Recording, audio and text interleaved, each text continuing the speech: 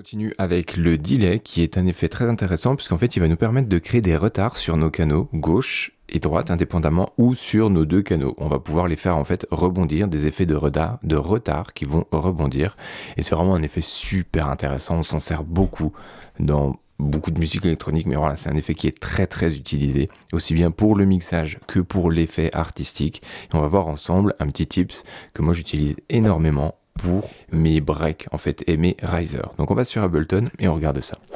Donc là j'ai chargé une piste avec un bip et le delay de base ça ressemble à ça.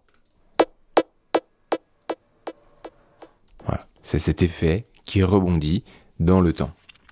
Donc on va avoir plusieurs paramètres sur Live 10, en tout cas à partir de Live 10.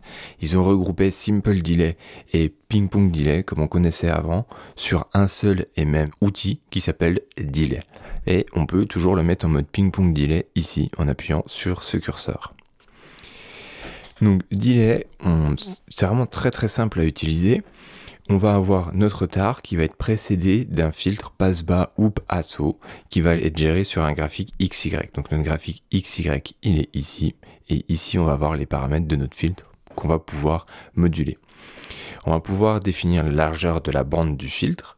On va pouvoir, en appuyant sur cette bande, largeur, on va pouvoir définir la coupure de fréquence où ce filtre agit et on va pouvoir activer ou désactiver ce filtre. Donc là, je vais le faire sans filtre.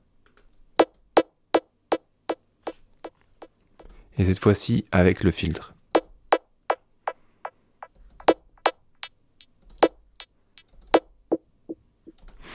Donc voilà, en fait, ça nous permet juste de cibler une plage fréquentielle sur notre son.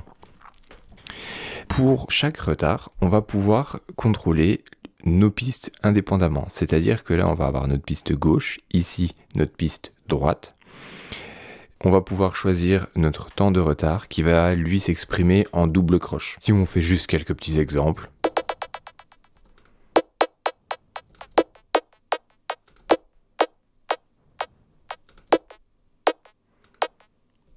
Voilà, tout simplement. Ici, on va avoir un autre bouton qui va nous permettre de donner un léger retard supplémentaire ou une avance supplémentaire, encore une fois, dans le temps, ce qui va nous permettre de passer d'un rythme binaire à un rythme ternaire, par exemple. Si je fais ça, on va se mettre juste en cadre, je vais mettre un métronome.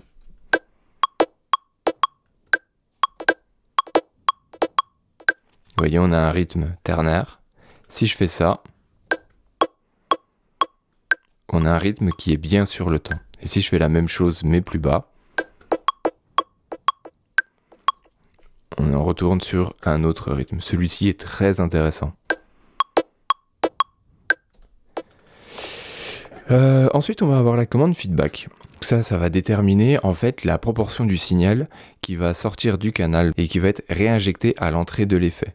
Donc en gros, c'est une boucle de réinjection qui va inclure notre filtre et si on le met à 100% en fait on va avoir une sorte de Larsen et on aura notre effet en continu voire même en infini.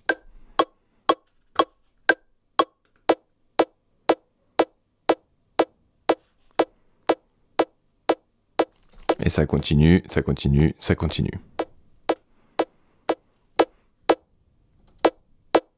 Et là, on voit, il y a un feedback très court, donc ça permet de raccourcir en fait la durée de notre effet.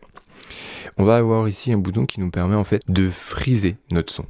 Et ça va tout simplement nous permettre de ne pas perdre en intensité sur toute la longueur. Parce que là, même si on met un feedback à 95%, notre son va quand même descendre un minimum jusqu'à s'éteindre. Même si on a une impression d'infini, c'est pas vrai, il va mettre extrêmement longtemps et on va très peu s'en servir, mais il va finir par descendre. Là,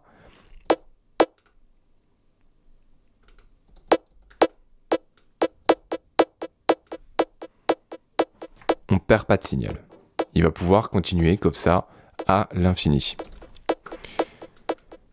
Ensuite, on va avoir trois modes en fait. Nos modes d'action, on va avoir repitch, fade ou jump. Et les trois vont nous donner un rendu très différent. Par exemple, repitch, ça va causer une variation de hauteur quand on va changer le temps de retard. Parce que là, en fait, on s'est servi du delay, on a juste mis un temps et on ne l'a pas bougé. On a juste fait son action de retard, mais on n'a pas fait d'effet artistique en changeant le temps pendant qu'il était actionné. Et on va voir justement ces modes d'action, c'est ce sur quoi ils agissent. Donc repitch, ça va causer une variation de hauteur quand on va changer le retard dans le temps. Fade, ça va créer un fondu enchaîné entre l'ancien temps de retard et le nouveau. Ça sonne un peu comme un time stretch si le temps de retard va être changé progressivement. C'est en général l'option par défaut. Et jump va faire immédiatement sauter notre nouveau temps de retard. Donc ça va causer un clic audible si le temps de retard qui va être changé pendant le son est à une marge assez grande. Je m'en sers vraiment pas souvent. Ici, on peut soit donc synchroniser notre retard au tempo, comme on vient de le voir, et ici, il va être en mode time, c'est-à-dire qu'il va être calculé en millisecondes.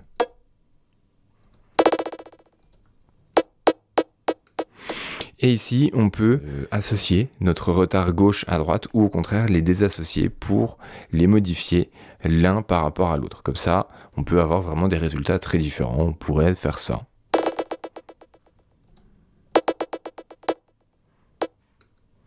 Voilà, ça peut donner des effets artistiques vraiment très très riches.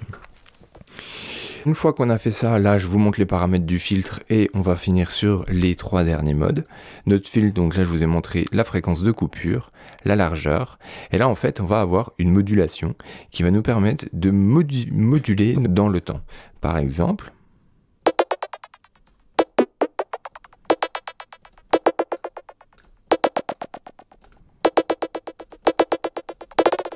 ici avec time ça va être l'ampleur de notre modulation et rate ça va être la vitesse de cette modulation.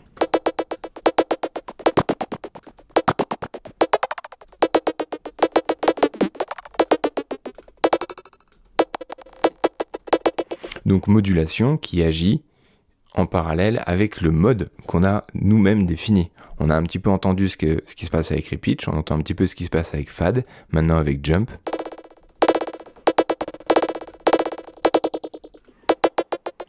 On voit que c'est pas la même chose, et si on active notre filtre ici, on peut, de manière logique, appliquer ce filtre à notre modulation.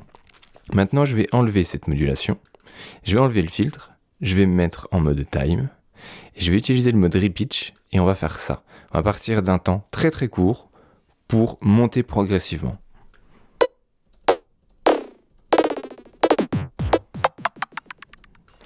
Un truc qui fonctionne bien, du coup, on va aller sur les automations. On va faire une automation sur le bouton infini. Donc on va le mettre après notre échantillon, l'automation. Parce que si on l'active avant, on va l'activer avant que le retard soit audible. Et donc, on va rien entendre à l'infini. Et là, le time, on va se faire une légère automation comme ça.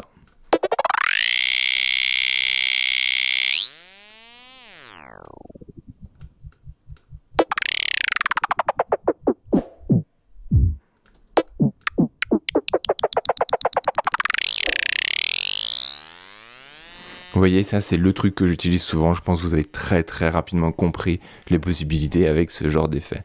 Et là on peut le mettre en mode ping-pong aussi. Donc là on va avoir un effet rebondissant de gauche à droite, puisque là on avait nos 2 canaux, ok?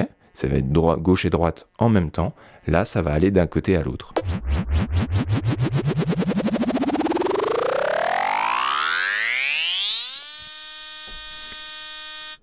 Et là, on a notre commutateur dry-wet qui nous permet toujours de jongler sur notre effet activé à 100% ou pas. Et il n'y a pas de menu contextuel. On a beau faire un clic droit, il ne se passera rien de plus. Maintenant, on va écouter juste ce qui se passe avec fade quand on change dans le temps.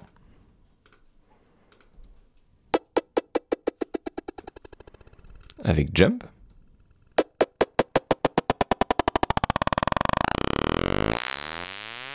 Et avec repitch.